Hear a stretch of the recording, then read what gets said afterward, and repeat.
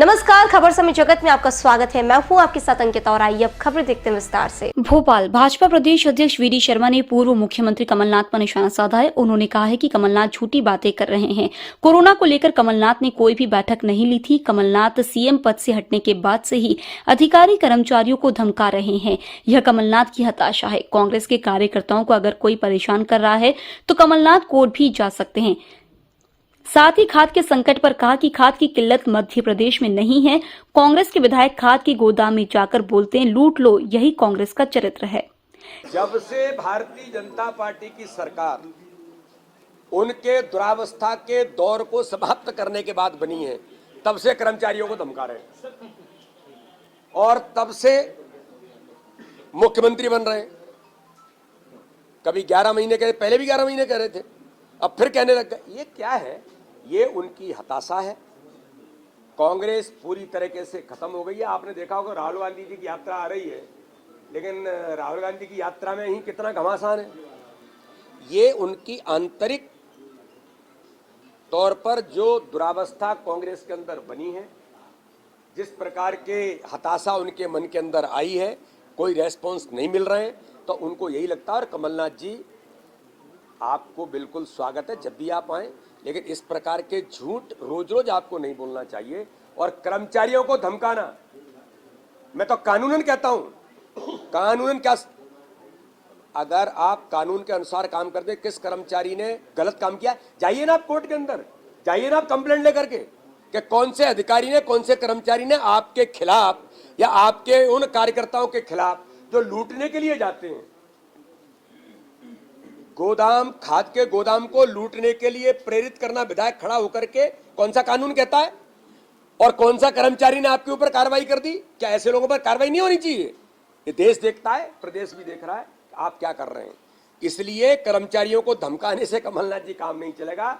आपका गुंडागर्दी का जो एक स्वरूप है, वो 84 भी आपको याद दिलाता है। इंदौर के अंदर भजन गायक ने आपको याद दिला दिया आप क्या हैं। मुझे बहुत कहने की जरूरत नहीं है। धन्यवाद। सरकार ने जो सरपंच हैं, जनप्रतिनिधि हैं ग्राम के, उनके बिच्छू की तरह डंक काट दिए। ये गोविंद सिंह जी पहले अध्ययन करें, पैसा एक्ट कानून क्या है, इसका इतिहास क्या है।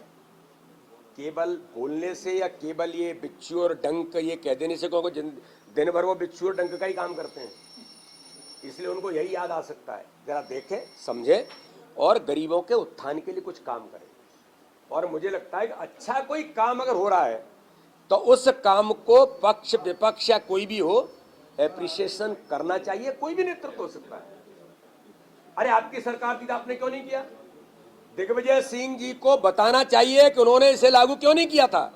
15 महीने में कांग्रेस की सरकार थी, आपने क्या कदम उठाए थे बताइए जरा। फिर झूठ बोलेंगे, जैसे कोरोना पर झूठ बोल रहे थे कि कोरोना के अंदर एक कदम, एक बैठक जिस आदमी ने नहीं की हो, और वो ये कह के मैंने शिवराज जी को इस बात के लिए सलाह दी थी कि ऐसा करना है।